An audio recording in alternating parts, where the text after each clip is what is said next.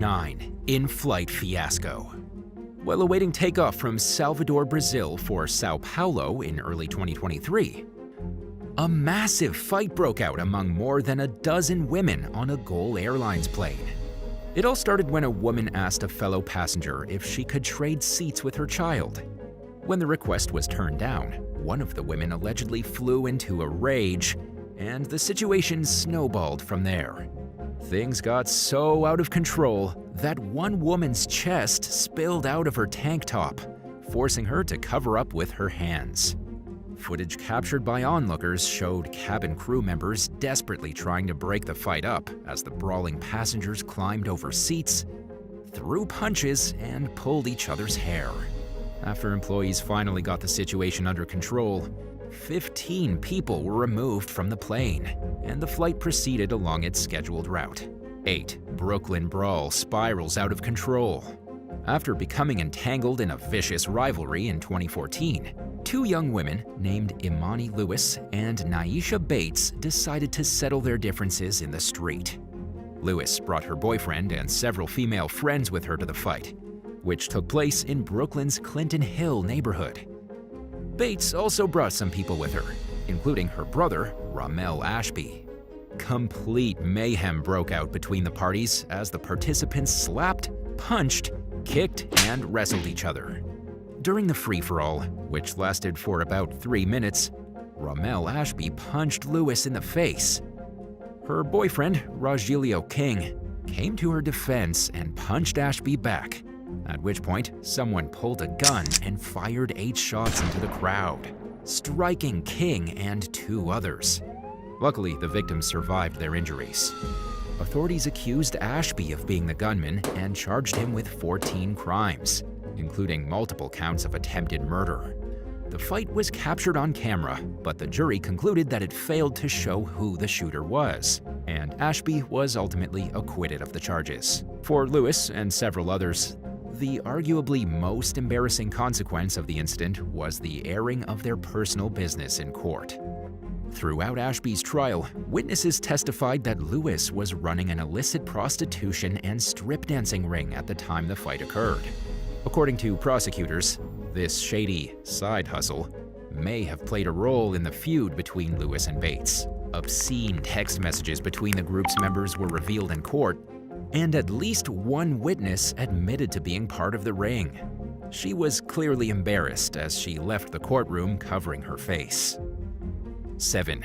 Shailia Maruka and Alexia Tooley. During the early morning hours one day in June of 2019, police rushed to a pub in Bellevue, Florida in response to a reported shooting. The bartender told responding officers that a fight had broken out, and someone had fired a single gunshot, causing everyone to flee the establishment. Surveillance footage of the altercation showed a young woman in a black dress, identified by law enforcement as 20-year-old Alexia Elizabeth Tooley, pulling a semi-automatic handgun out of her purse and pointing it toward the ceiling before hitting another woman on the head with it. Another woman, identified as 19-year-old Shailia Chanel Maruka, also allegedly brandished a gun and pistol-whipped the same woman that Tooley had just hit. The woman who was hit in the head could be seen throwing punches at Maruka when everyone inside the bar suddenly ducked down. Police learned of the shooting after a patient showed up at a local emergency room with a gunshot wound. Authorities charged both Maruka and Tooley in connection with the incident. Both women were charged with improper exhibition of a firearm, although the charge was later dropped for Maruka. Additionally, Tooley pleaded no contest to carrying a concealed weapon. The judge overseeing Tooley's case ordered her to perform 200 hours of community service and to complete an anger management course. She was also fined around $300. And according to the Ocala Star Banner, Maruka received a similar sentence. 6. Alexis Faulkner and Sabrina Palma. While responding to a call about a fight one Saturday evening in 2019, the police in Safford, Arizona arrived at the scene to find a group of women surrounding a truck that was stopped on the wrong side of the street. One of the vehicle's windows was shattered, and a suspect who was later identified as Alexis Faulkner was standing nearby with a baseball bat in her hand. Ignoring officers' commands to put the bat down, Faulkner began shouting at a woman named Sabrina Palma. While the cops took Faulkner into custody, Palma allegedly charged toward her, shouting and hurling threats. In the meantime, a crowd of curious onlookers gathered to watch the drama unfold. The yelling and threats between Palma and Faulkner continued, even after they were both handcuffed and placed in the back of 2 separate squad cars. A witness told officers that she'd been riding around with Palma earlier that evening when the irate woman rushed out of her truck and began arguing with Faulkner.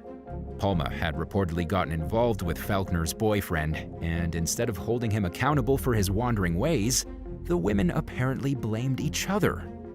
In fact, the man only contributed to the chaos by allegedly luring Palma to a Walmart parking lot several nights earlier. When she got into his car, Faulkner attacked her from the back seat of her boyfriend's vehicle. Palma accused the man of pushing her out of the car during the fight, and Faulkner was cited for assault. When the police arrived to break up the altercation in the street later that week, Faulkner claimed that her romantic rival had started it by throwing rocks at her house. She admitted to smashing the window of Palma's truck and was charged with disorderly conduct and criminal damage. Palma was charged with disorderly conduct, which she was perfectly fine with, according to police, who said that she told them she wanted revenge against Faulkner, even if it meant going to jail. It seems like everything is captured on camera these days. 5. Jamie Messerly. Early one Monday morning in 2019, 911 dispatchers in Billings, Montana, received a call from a woman who claimed that her daughter had threatened to hurt her twin sister. Officers arrived at the residence to find Jamie Messerly with blood on her head. Messerly's sister, whose name was withheld from court documents, was bleeding profusely from a wound to her arm. The victim told the police that she and Messerly had been drinking with a friend when the argument broke out between them. She claimed that Messerly was really drunk when things turned violent. Messerly allegedly stood outside her bedroom door, threatening to kill the victim, who opened the door to find her twin standing there with a knife in her hand. After dodging an attempted cut to the neck, the victim said that she tried to wrestle the blade out of Messerly's hand, which was when she was stabbed in the arm. The friend who was over when all hell broke loose reportedly told the cops that the disagreement between the women initially seemed like a typical sisterly fight, but it quickly escalated into shouting and then became violent. He said he tried to calm Messerly down, but the situation continued to become more heated, even after the twins went to separate rooms. Messerly was arrested on suspicion of assault with a weapon, but the outcome of the case is unclear.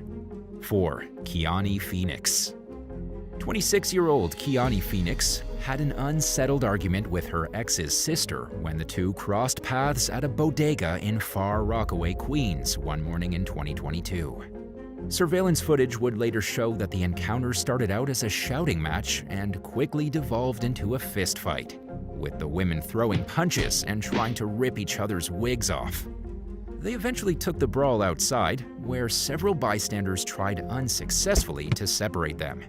One of the women, later identified by law enforcement as Phoenix, got into her car as the other continued to throw fists. She backed the vehicle up, repositioned it, and then stepped on the gas in an apparent attempt to mow down her opponent. Instead, the car rolled up onto the sidewalk and hit 59-year-old Milton Storch, who was seated on his walker outside the bodega as he enjoyed the morning sunrise. The vehicle knocked Storch off his walker and pinned him against the building before Phoenix calmly drove away from the scene. Unfortunately, Storch died from his injuries. Another victim who was injured during the incident was rushed to a nearby hospital and survived. Phoenix faces a slew of charges in connection with the hit and run, including murder, attempted murder, assault, and leaving the scene of an accident without reporting. The case is ongoing, but if she's convicted, she could face up to 25 years to life behind bars. 3. Natasha Noland. After attending a Brad Paisley concert in Santa Cruz, California in 2012, a group of more than a dozen highly intoxicated friends made the wise decision not to drive. Instead, they planned ahead and hired a party bus to take them home. Things somehow still went terribly wrong, however, despite this conscious effort to be responsible. During the drive home, 25-year-old Natasha Noland got into a catfight with another young woman named Colleen Martinez. One of the vehicle's doors opened, causing both women to spill out of the bus as it traveled along a highway at 45 miles per hour, 72.4 kilometers per hour. After landing on the hard pavement, Noland was dragged beneath the bus, and unfortunately, she died from her injuries. According to police, several members of the party left the scene, and witnesses initially seemed reluctant to cooperate. An investigation found that the door the women fell out of was broken, and that the owner of the party bus company had known about the problem for months. The door had popped out of place several times prior, and it only required a simple fix, yet nobody had bothered to repair it. Sadly, Noland's death and the injuries suffered by the other women who fell out of the bus were completely preventable.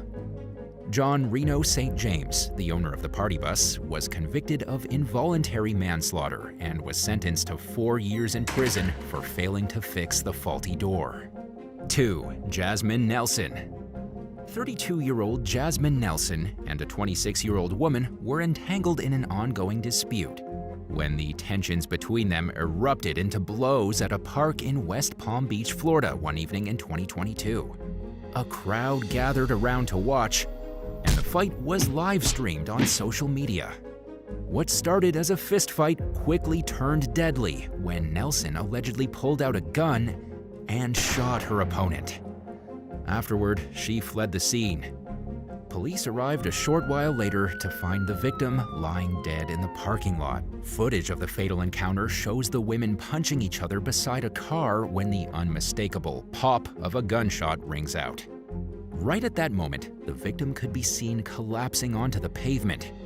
It was then that the panicked bystanders fled in all directions, including those who had their cameras rolling just moments earlier. Nelson was taken into custody at a nearby restaurant later that day. She remains behind bars without bond on a pending second-degree murder charge. 1. Stacy DeGrandchamp and Holly Boisvert. On a Saturday night in 2002, police in Fort Wayne, Indiana were called back to the scene of a house party they'd been at earlier that evening to address a noise complaint. This time, they found a young woman lying in the driveway with life-threatening injuries. Stacy DeGrandchamp had been stabbed in the chest by her former friend, Holly Boisvert. She was rushed to a nearby hospital where, sadly, she died from her injuries.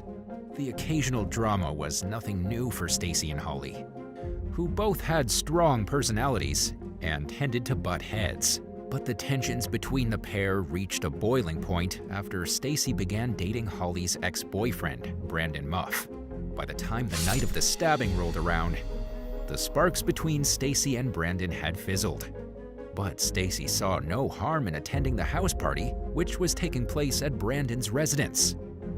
She and Holly were reportedly outraged when they realized that the other was at the party, and a shouting match quickly escalated into blows. When the fight ended, people noticed that Stacy appeared weak. She fell to the ground and began convulsing. Nobody realized that she'd been stabbed until bystanders rushed to her aid and noticed that her shirt was soaked in blood. Holly admitted to police that she and Stacy had fought, but she denied stabbing her former bestie. She suggested that perhaps Stacy had impaled her chest on a sharp object when she fell to the ground, and that her injuries were accidental. An autopsy revealed that the young woman had been stabbed, but police couldn't find the weapon, and some witnesses who had crucial information were less than forthcoming. No arrests were made, and the case soon went cold. A reluctant eyewitness finally came forward to law enforcement in 2019 and provided details that helped fill in the gaps that had prevented any arrests from being made in the past. Holly was surprised when detectives showed up on the doorstep of her home in Fond du Lac, Wisconsin to discuss the case. While they were there, they discovered that she still had the knife that she'd stabbed Stacy with. 18 years after the tragic encounter, Holly was taken into custody on a second-degree murder charge. She pleaded guilty to a reduced count of voluntary manslaughter and was sentenced to 25 years in prison. Between time off for good behavior and other factors that may help to shorten her time behind bars, she could see freedom as early as 2030. But Holly's loved ones were happy to finally see some measure of justice served.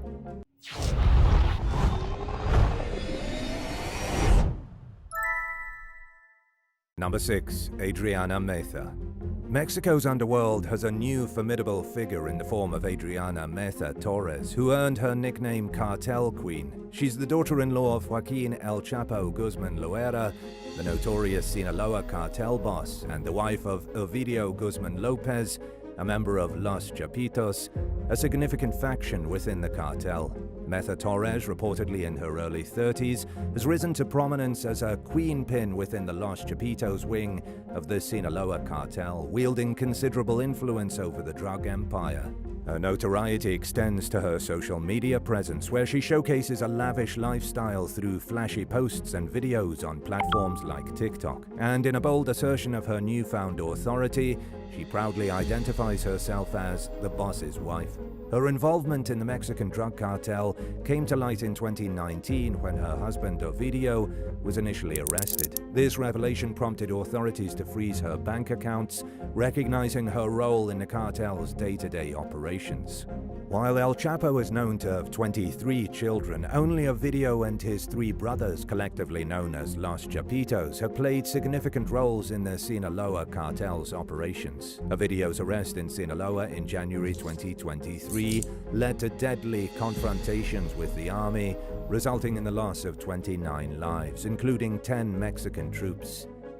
Meza Torres' ties to the world of drug trafficking extends beyond her marriage and her family history. She's not just a narco queen, but is considered narco royalty, with her father, Raul Meza Ontiveros, known as LM6, being a high-ranking leader of the Sinaloa cartel. Her father's life ended in a shootout in Culiacan, Sinaloa in 2007, and tragically her brother, Cesar Raul, also met a similar fate, losing his life in an armed confrontation at the age of 18.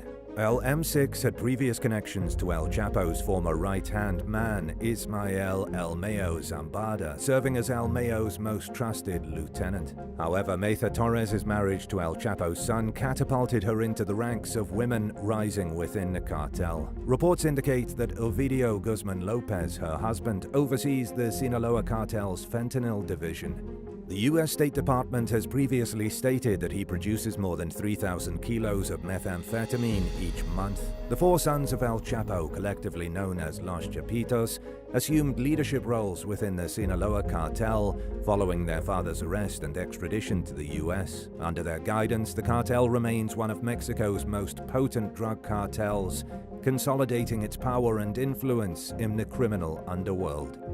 Number 5. Stacy Castor.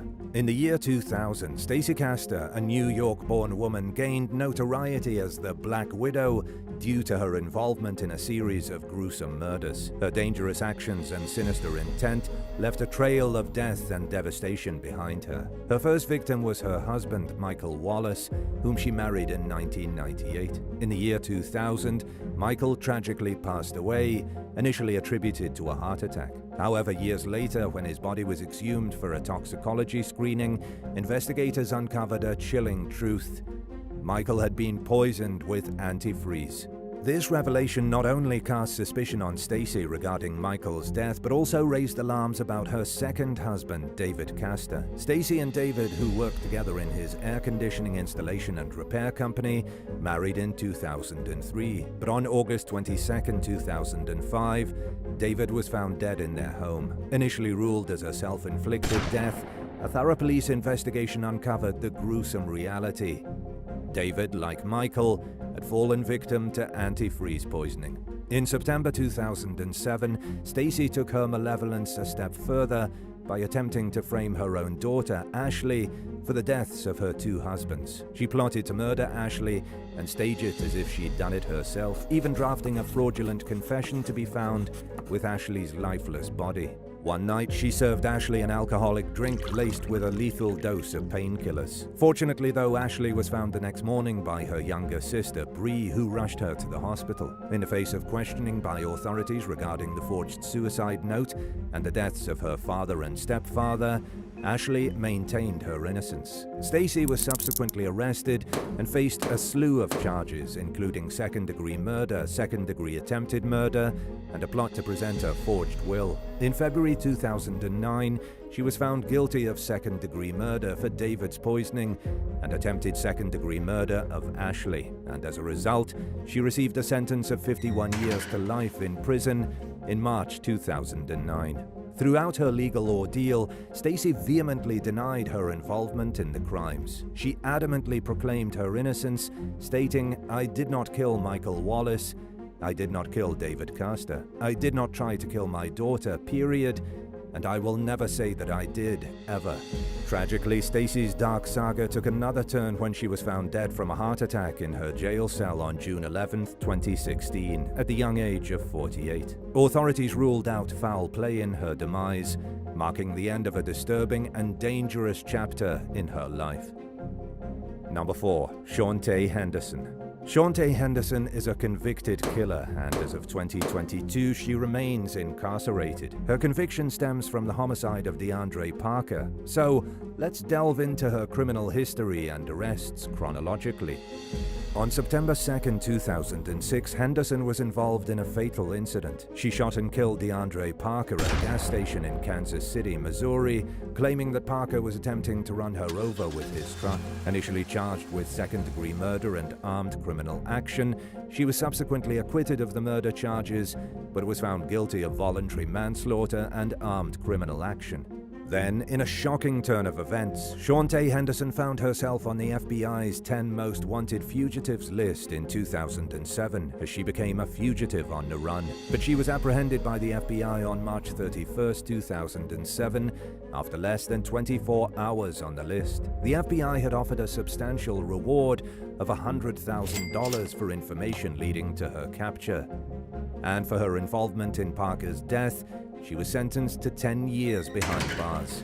In October 2011, Henderson pleaded guilty to the possession of a firearm classified as felonious, and as a result, she received a 7-year federal prison sentence without the possibility of parole in April 2012.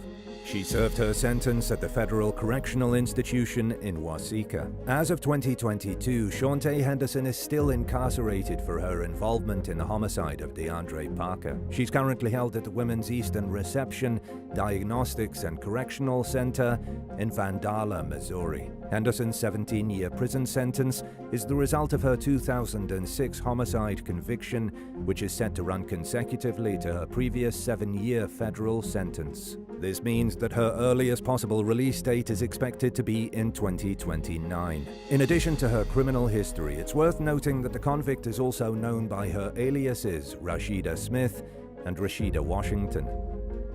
Number 3. Myra Hindley. Myra Hindley was an infamous English serial killer who, in collaboration with Ian Brady, committed a series of horrific crimes that shook the nation. Born in Manchester on July 23, 1942, she grew up with her grandmother and converted to Roman Catholicism after the tragic drowning of a close friend when she was just 15. Then, in 1961, she met a man who had recently been released from prison named Ian Brady, and she quickly fell under his complete control. Together, they embarked on a spree of assault and murder that claimed the lives of 5 innocent children. In July 1963, they committed their first murder when they killed Pauline Reed. And just 4 months later, 12-year-old John Kilbride disappeared and was never seen again. The next year, in June 1964, 12-year-old Keith Bennett met the same fate. And on Boxing Day 1964, 10-year-old Leslie Ann Downey vanished from a local fairground. The police were alerted to the gruesome crimes in October 1965 when Myra Hindley's 17-year-old brother-in-law, David Smith, bravely came forward. Smith had witnessed Brady brutally murder 17-year-old Edward Evans with an axe, but had initially concealed the horrifying truth out of fear. However, he eventually went to the police, revealing Brady's confession that more bodies were buried on Saddleworth Moor. Myra Hindley and Ian Brady faced trial on April 27, 1966, where they pleaded not guilty to the murders of Evans, Downey, and Kilbride. Brady was found guilty of the murders of Downey, Kilbride, and Evans, while Hindley was only found guilty of the murders of Downey and Evans. She was also charged with harboring Brady, knowing that he'd killed Kilbride, and as a result, both Hindley and Brady were sentenced to life in prison. In 1970, Hindley severed ties with Brady and began a lifelong campaign to regain her freedom, all the while maintaining her innocence. It wasn't until 1987 that she confessed to her own involvement in all 5 murders, sparking renewed media attention. Despite her confession, her applications for parole were repeatedly denied. Myra Hindley passed away on November 16, 2002, in prison, succumbing to respiratory failure. She basically spent her entire life behind bars, serving a life sentence for her role in one of the most notorious crime sprees in British history. Number 2. Kim Yo-jong. Kim Yo-jong, the influential sister of North Korean leader Kim Jong-un, recently made headlines with her stern warning to South Korean President Yoon Suk-yeol. She told him to shut his mouth. This response followed Yoon's offer of economic aid to North Korea in exchange for nuclear disarmament. In a newly released book, The Sister, North Korea's Kim Yo-jong, the most dangerous woman in the world, South Korean scholar Sung Yoon Lee delves into Kim Yo-jong's ascension within the North Korean regime. The novel placed her as the de facto deputy leader and a potential future paramount leader of a nuclear-armed state.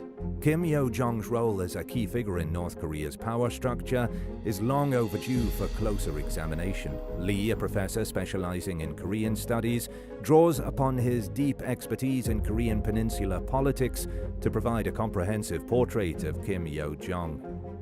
He attended the International School of Geneva alongside Kim Jong-nam, Kim Yo-jong's half-brother, lending a unique perspective to his analysis. Lee's book is a meticulously researched narrative accompanied by helpful visuals like a family tree and character chart. More importantly, Lee doesn't hide his disdain for Kim Yo-jong, whom he deems the most dangerous woman in the world, due to her involvement in her brother's oppressive actions against the North Korean population. Lee initiates Kim Yo-jong's story by discussing the Mount Paektu bloodline, an official North Korean term used in propaganda to establish the ruling dynasty's legitimacy. This dynasty, which has governed North Korea for over 7 decades, traces its origins to Kim Il-sung, Kim Yo-jong's grandfather and the country's founder. Lee characterizes this narrative as fictitious, serving as the ideological foundation for the Kim family's rule. By linking the Kim family's imaginary beginnings to Mount Paektu, a mountain laden with mythical significance in Korean culture, the family extends this mythical power to themselves. This, in part, explains their elevated status in North Korea's strict class hierarchy, where birth plays a decisive role. North Korea's class system, known as Songbun, or birth status, categorizes individuals into the core class, the wavering class, and the hostile class, along with numerous subclasses.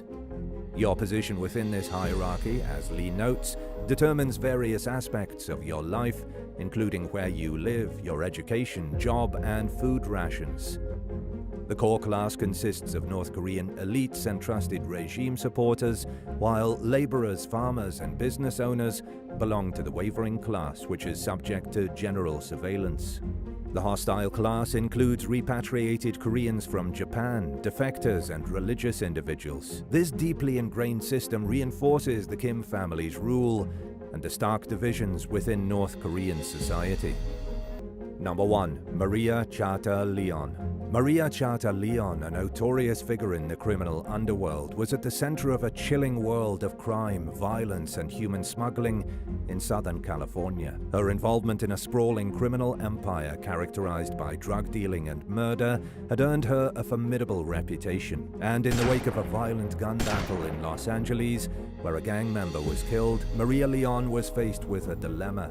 She was stuck in Mexicali, and her son, Danny Clever Leon, who died in the shootout with the police in 2008, was set to be buried in the United States. With a lengthy rap sheet in the US, her only way to attend a funeral was to tap into her extensive criminal network.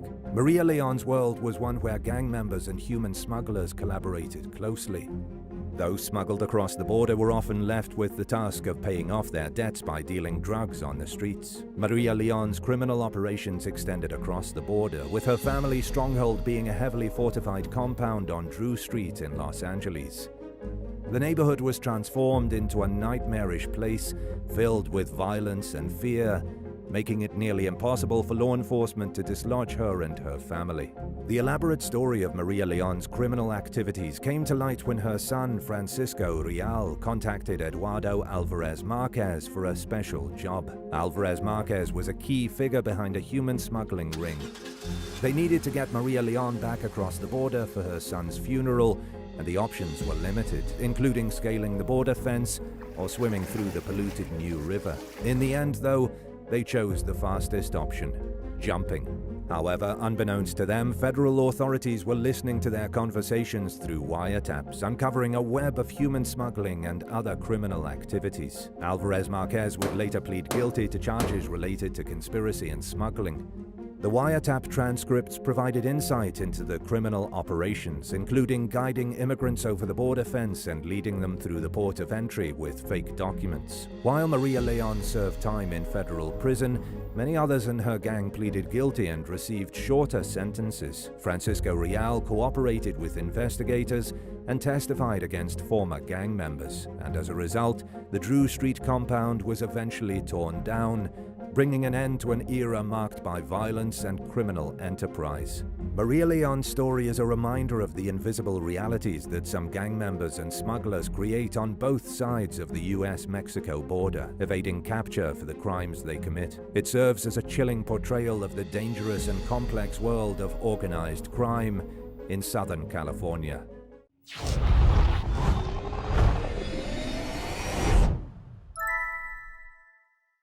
10. Alexandria Lind. A woman was trying to push her disabled BMW off a freeway ramp in Nevada in 2021 when her car was rear-ended by a Lexus.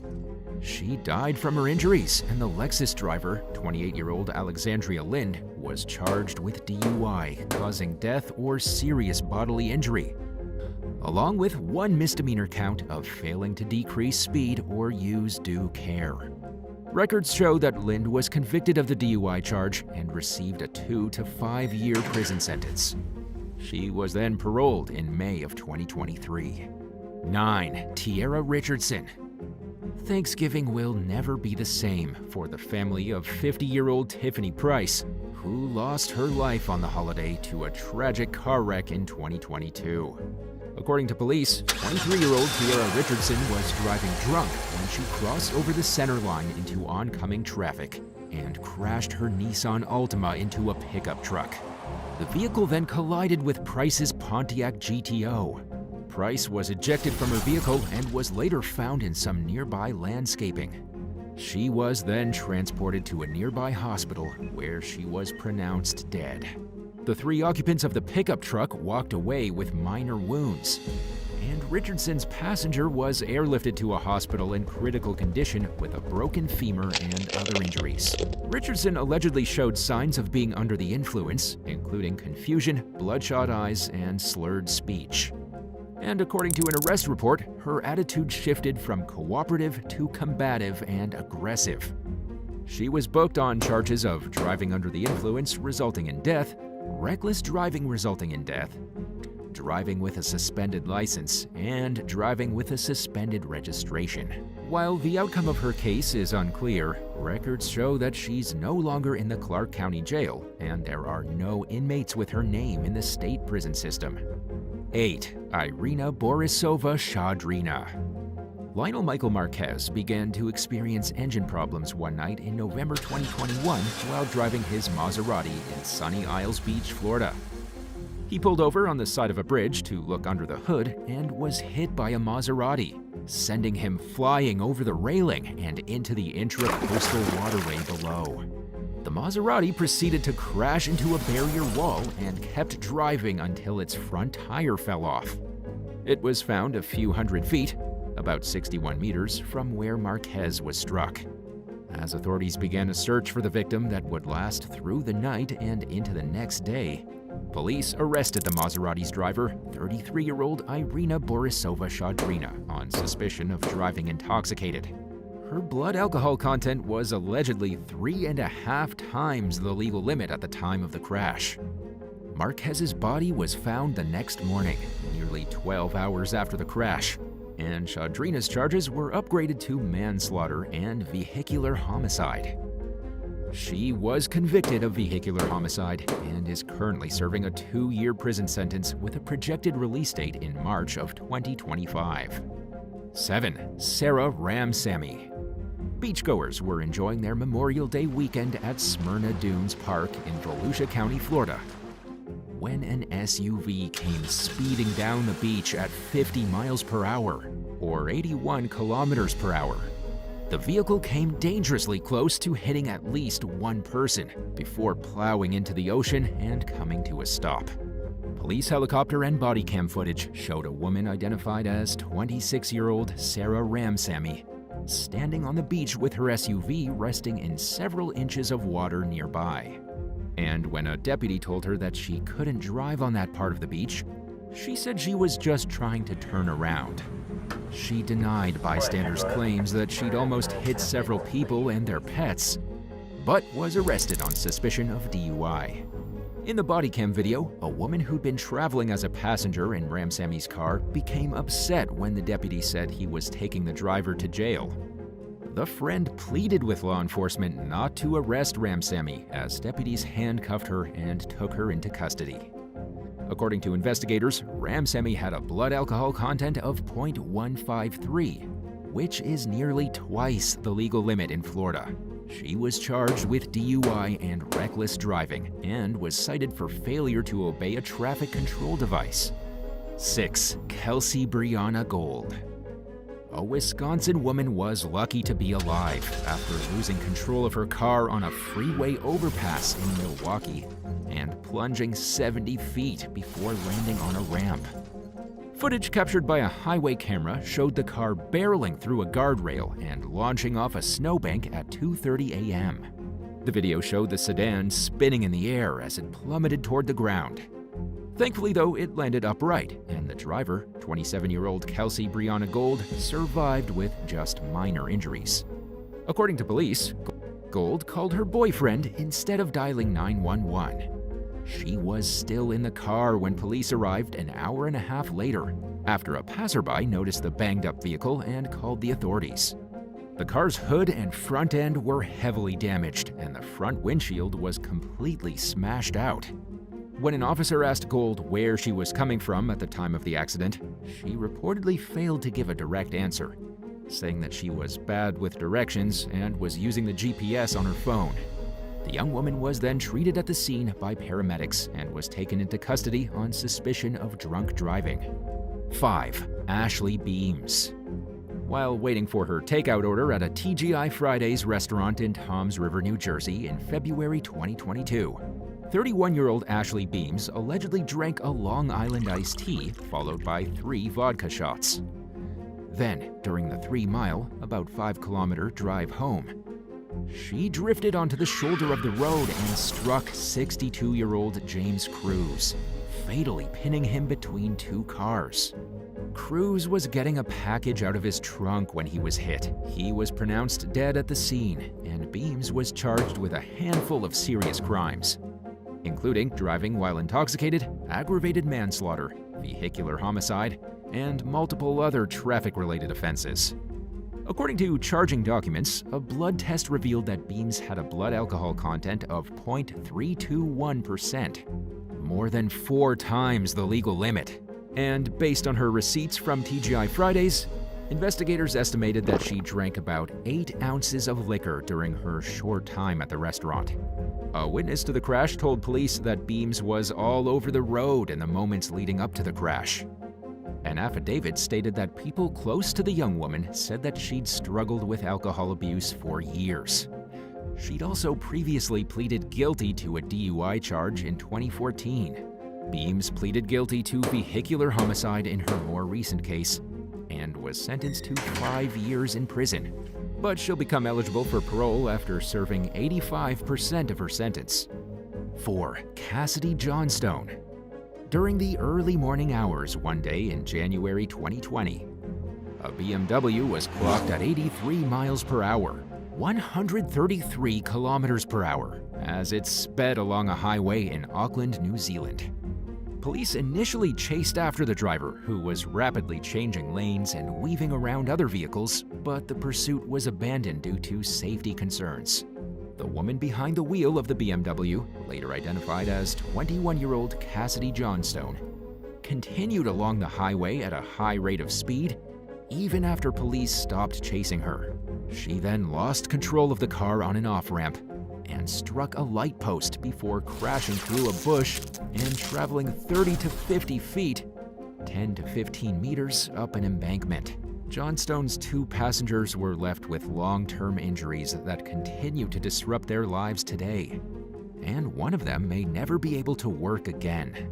Police found the young woman in the front passenger seat and immediately noticed the smell of alcohol on her breath. According to law enforcement, Johnstone initially denied being the driver, but eventually admitted to being behind the wheel. She allegedly had MDMA in her system, and her blood alcohol content was twice the legal limit.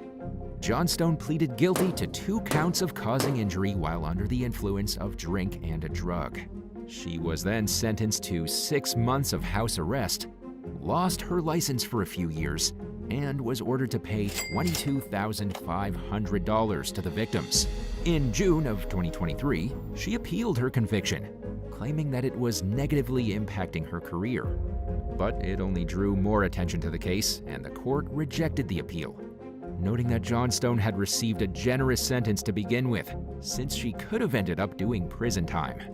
3. Bianca Gleason. An Indianapolis woman's Christmas ended badly when her Chevy Malibu plunged through the ice of a frozen canal she'd been driving along after veering off a nearby road.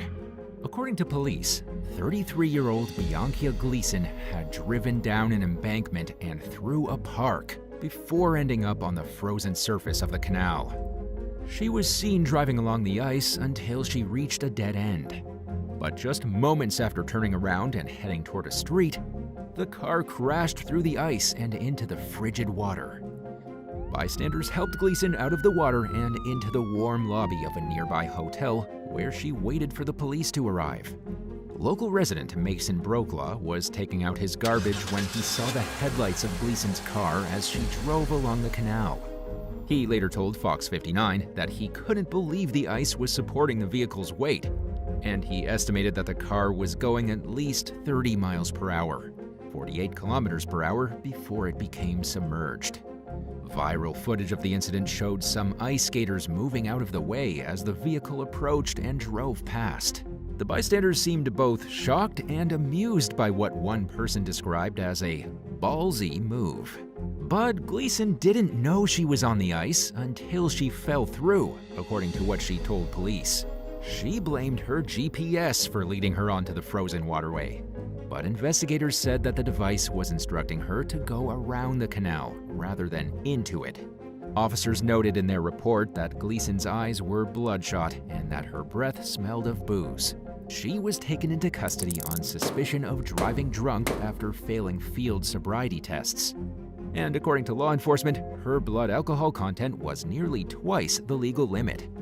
Gleason was originally charged with 3 misdemeanors, but ended up pleading guilty to 1 count of endangering a person while driving intoxicated. She received a suspended sentence of 358 days, along with 270 days of unsupervised probation. 2. Karen Watkins. Visitors at Winner's Circle Park in Flowood, Mississippi, witnessed a shocking incident one Sunday morning in August 2019 when an SUV crashed into a pedestrian bridge.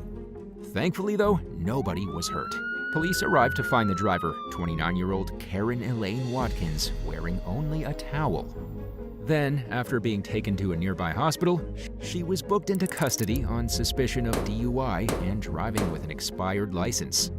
At the time, Watkins already had one DUI conviction under her belt, stemming from an incident that had happened 10 years earlier in Mississippi. She was accused of driving drunk in North Carolina in 2015, but she challenged the case, and the charge was withdrawn. Since then, she appears to have stayed out of trouble, suggesting that the incident at the park was a lesson learned. 1. Diane Schuler. After a weekend camping trip in Sullivan County, New York in 2009, Diane Schuler and her family headed back toward Long Island in several separate vehicles. Diane and her 5 passengers stopped at several places along the way, including a McDonald's restaurant and a convenience store, before something went terribly wrong. About an hour and a half into the drive, Diane called her brother, who was also driving home from the campground, and said that she was being delayed by heavy traffic. Witnesses who saw Diane's minivan around the same time would later claim that she was driving erratically along the highway as she wove between lanes, flashed her lights, and honked her horn at other vehicles. Others reported seeing Diane pulled over and vomiting on the roadside, where she left her cell phone behind.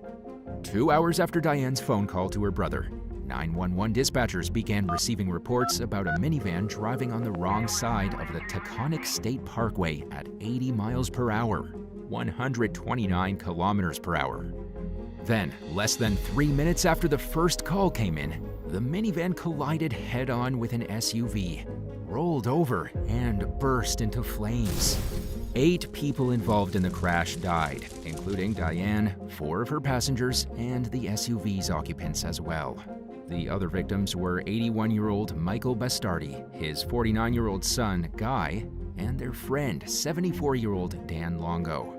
2 passengers of another vehicle that was struck during the crash sustained minor injuries. Emergency responders found a bottle of vodka sitting on the floor of Diane's mangled minivan, and a toxicology report showed that she had a blood alcohol level of 0.19 at the time of the crash. There was also alcohol in her stomach that hadn't yet been absorbed into her bloodstream.